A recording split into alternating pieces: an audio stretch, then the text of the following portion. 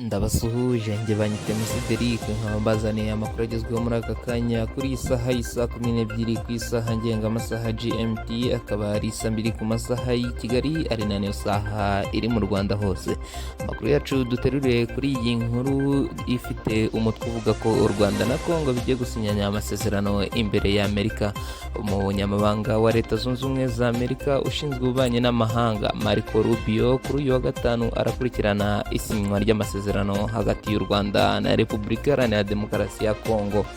Ibiro bishinzwe ububanyi n'amahanga muri Leta Zunze Ubumwe za Amerika byatangaje ko aya masezerano agomba gusinywa ku isaha ya saa 8 hagati ya Minisitiri w'ububanyi n'amahanga w'u Rwanda Olivier Nduhungirehe na mugenzi we wa Repubulika Iharanira Demokarasi ya Congo Therese Kayikwamba Wagner.